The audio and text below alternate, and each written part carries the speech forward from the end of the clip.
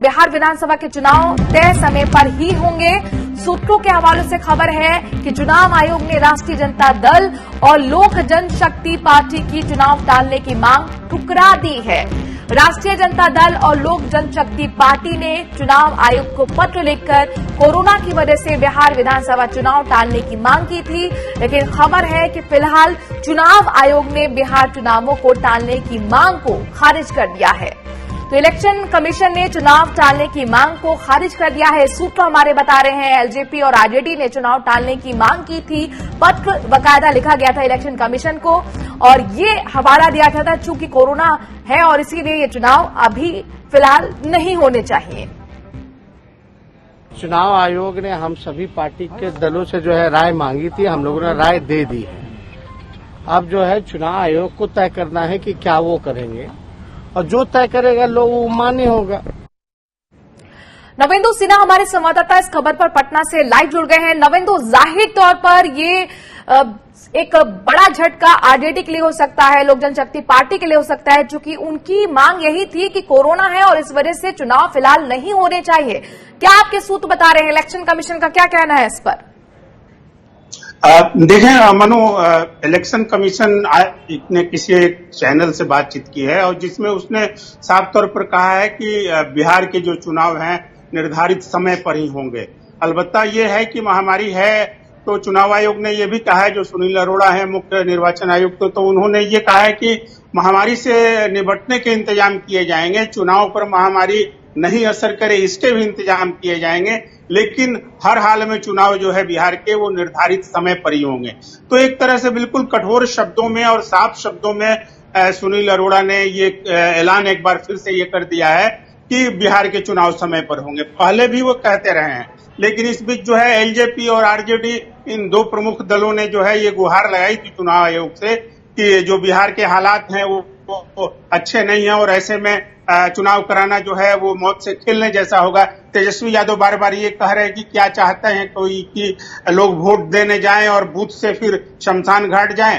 तो बिहार में जो बीमारी के हालात हैं, महामारी कोरोना के हालात हैं, वो अच्छे नहीं है। देखिए आज भी जो है 3021 नए संक्रमित मिले हैं बिहार में और 9 जिलों में 100 से ज्यादा जो है संक्रमितों की संख्या प्रतिदिन औसतन निकल रही है। तो इस लिहाज से एक गुजारिश की गई थी चुनाव आयोग से कि चुनाव के डेट बढ़ाए जाएं। नवेंदु हमारे साथ बने रहिए। अजय कुमार हमारे साथ लोक जनशक्ति पार्टी के प्रवक्ता जुड़ गए हैं। अजय कुमार जी, स्वागत आपका स्वराज एक्सप्रेस में। आपकी जो मांग थी इलेक्शन कमीशन से कि कोरोना को देखते हुए चुनाव जो है वो टाल दिए जाने चाहिए, लेकिन यहां हमारे पास खबर ये मिल रही है कि चुनाव आयोग ने आपकी मांग खारिज कर दी है। आपकी टिप्पणी? देखिए, हमने चुनाव आयोग से यह मांग की थी कि जो कोरोना काल है, जो बिहार में बाढ़ की स्थिति है, उसको देखते हुए चुनाव टाला जाए। हमें आधिकारिक रूप से अभी तक चुनाव आयोग से हमारे अपील को रिजेक्ट किए जाने की कोई सूचना नहीं मिली है। तो हम यह इंतजार करेंगे कि चुनाव आयोग आधिकारिक रूप से इस पे हमें क्या आदेश देता है, पहली बात। और हम तब तक अपनी मांग से कायम है कि मौजूदा स्थिति बिहार में चुनाव के लिए मुत्तलिक नहीं है और चुनाव टाला जाना चाहिए। ठीक है, अजय कुमार जी हमारे साथ बने रहिए। एलजेपी का जो रुख था वो एनडीए से बिल्कुल अलग था और ये मांग लगातार वो करते रहे कि चुनाव टाल देने चाहिए, लेकिन अभी हमारे पास खबर है कि चुनाव आयोग ने खारिज कर दिया इस मांग को। नवल किशोर आरजेडी के प्रवक्ता भी जुड़ गए हैं। नवल किशोर जी, आपका भी बहुत बहुत स्वागत स्वराज एक्सप्रेस में। क्या ये आरजेडी के लिए एक बड़ा झटका नहीं है? आप लोग चाहते थे कि चुनाव ना हो इस वक्त कोरोना की वजह से, लेकिन चुनाव आयोग तो कह रहा है कि नहीं, समय पर होंगे चुनाव। क्या कहना चाहेंगे? देखिए, सबसे बड़ी बात है कि जो वस्तु स्थिति बिहार की है कोरोना संक्रमण के हिसाब से, उसके आलोक में यह मांग रखी गई थी और यह छुपी हुई बात नहीं है कि कोरोना से संक्रमण का जो स्थिति है बिहार में सबसे बदहाल है, सबसे खराब है। उसके साथ साथ बाढ़ भी है। जो स्वास्थ्य की व्यवस्था है, लोगों की चिंताएं उस पर बढ़ी हुई है और पॉलिटिकल पार्टी के रूप में हमने अपनी चिंता जाहिर की थी और उस हिसाब से एक मांग रखी थी चुनाव आयोग के समक्ष। और चुनाव आयोग हमने चुनाव नहीं कराने के लिए नहीं कहा, हमने कहा कि चुनाव कराया जाए, लेकिन वहां की स्थिति को देखते हुए चुनाव पर निर्णय होना चाहिए।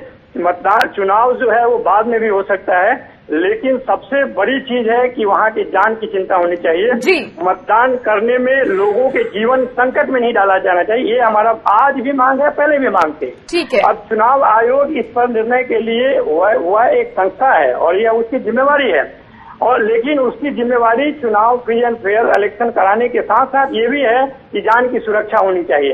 अगर वह करने में सक्षम है तो इसमें कोई दिक्कत नहीं है। ठीक है, नवल जी हमारे साथ बने रहे। अजय जी, अब तो ये मांग खारिज हो रही है, इस तरीके की सूत्र हमारी जानकारी दे रहे हैं, फिर अब आप लोग क्या करेंगे? नहीं, अगर मांग खारिज कर रहे हैं तो हमने 16 बिंदुओं पे चुनाव आयोग से सवाल पूछा है कि अगर आप चुनाव करेंगे तो ये हमारे सवाल हैं। हम जानना चाहेंगे कि चुनाव आयोग उसका कोई ना कोई जवाब ढूंढ लिया होगा। मसलन हमारा सवाल ये था कि जो हमारी तरह छोटे राजनीतिक दल हैं वो कैसे इतना जल्दी वर्चुअल मीटिंग्स करेंगे। हमारा सवाल था उन लोगों के वोटों का क्या होगा जो बूथ पे पहुंचेंगे और उनको फीवर हो जाएगा। हमारा सवाल था कि उस मोहल्ले का क्या होगा जो क्वारंटाइन होगा, वहाँ के लोग वोट कैसे करेंगे। हमारा सवाल था कि उन वोटों का क्या होगा जो हॉस्पिटल में क्वारंटाइन है या इलाज के दौर से चल रहे होंगे। तो चुनाव आयोग को इन 16 बिंदुओं पर क्रमवार जवाब देना चाहिए और हम उनके इस जवाब का इंतजार करेंगे। साथ ही हम स्पष्ट करना चाहते हैं कि लोक जनशक्ति पार्टी पूरे के पूरे 243 सीटों पर चुनाव लड़ने के लिए तैयार बैठी है। हमारी बूथ कमेटी बनी हुई है। हम डर नहीं रहे हैं, हम घबरा नहीं रहे हैं, लेकिन जो हमारी लोकतांत्रिक जिम्मेवारी है जिसमें जनता का स्वास्थ्य, जान और माल की रक्षा के लिए हमने यह गुहार लगाई है और हम ये आवाज लगाए हैं, तो हम स्वागत करेंगे सुरक्षित संरक्षित चुनाव। ठीक है, अब आप यानी उम्मीद कर रहे हैं कि आपके जो सवाल थे उनका जवाब किस तरह से इलेक्शन कमीशन देता है। नवल किशोर जी, आपसे भी जानना चाहेंगे आपकी अब रणनीति क्या रहने वाली है, क्या अगला कदम रहेगा? क्योंकि सीधे सीधे बीजेपी तो ये कहती आई है कि आप लोग जो है वो चुनाव से डर गए हैं, हार का डर सता रहा है, इसीलिए आप लोग चुनाव टालने की मांग कर रहे थे। नहीं, लेकिन बीजेपी जो कह रही है कि हम लोग चुनाव से डर गए हैं, तो चुनाव तो इससे पहले भी हुए थे। 2015 में वो तीसरे नंबर पे थे और बिहार में जबरदस्त शिकस्त मिली थी। तो डर किसको है वो तो सब जानते हैं। और जो आज वो सरकार में बैठे हैं वो चोरी का जनादेश है, वो तो अर्जित उन्होंने की नहीं है। बिहार की जनता ने तो उन्हें मत दिया नहीं था, उनको दिया था कि आप विपक्ष में रहे, आप घटिया लोग हैं, आपकी सोच बहुत खराब है, आप बिहार की सेवा नहीं करना जानते हैं, लेकिन फिर भी चोरी के दौरान से आप हैं। सवाल वो नहीं है, सवाल ये है कि अगर रोज मान लीजिए कि 50,000 लोग 60,000 लोग पूरे इंडिया में संक्रमित हो रहे हैं और 22 लाख से ऊपर आंकड़ा पहुंच गया है। अगर बिहार में फर्ज ये कि चुनाव की घोषणा होती है और एक दिन में वहां पर 25,000 लोग अगर संक्रमित होते हैं तो उन लोगों को मतदान से वंचित कैसे किया जा सकता है? ऐसे सवालों पर ध्यान देना चाहिए कि जो लोग उससे संक्रमित होंगे क्या वो चुनाव से वंचित रहेंगे? क्या उनके लोकतांत्रिक अधिकार की हत्या कर दी जाएगी? आपकी जो ये चिंताएं हैं उसको लेकर इलेक्शन कमीशन कहता क्या है ये देखना दिलचस्प होगा, इंतजार हमें भी रहेगा। शुक्रिया नवल जी आपका हमसे जुड़ने के लिए। अजय जी आपका भी बहुत बहुत शुक्रिया। नवेंदु हमारे संवाददाता लगातार जुड़े हुए हैं इस खबर पर। और नवेंदु, चूंकि आप ही बता रहे हैं कि इलेक्शन कमीशन की तरफ से मांग जो है वो खारिज हो रही है, तो अब हमें ये बताइए कि एक तरफ न सिर्फ कोरोना महामारी वहां पर फैली हुई है, बिहार हॉटस्पॉट बनकर सामने आया है, बल्कि बाढ़ का कहर भी लगातार जारी है और ऐसे इलाके हैं यहाँ बिहार में कि वहां एनडीआरएफ एसडीआरएफ की टीम को पहुंचना मुश्किल हो जाता है। तो किस तरीके से क्या एक रिस्क बहुत ज्यादा चुनाव नहीं आयोग ले रहा है और कैसे फिर इन चिंताओं को दूर करेगा इलेक्शन कमीशन? मनु, देखें आज 11 अगस्त है, तो आज चुनाव आयोग ने अंतिम तौर पर जो है तमाम दलों से जो है वो सुझाव मांगे थे कि चुनाव अगर करा रहे हैं तो फिर किन स्थितियों में कैसे कराएं। तो आज 11 अगस्त है, देखना होगा कि किन दलों ने क्या सुझाव दिया। रही बात की इस बार की स्थिति खास रहेगी, खास इसलिए कि देखिए बाढ़ का जो मौसम है वो हर साल यही मौसम होता है।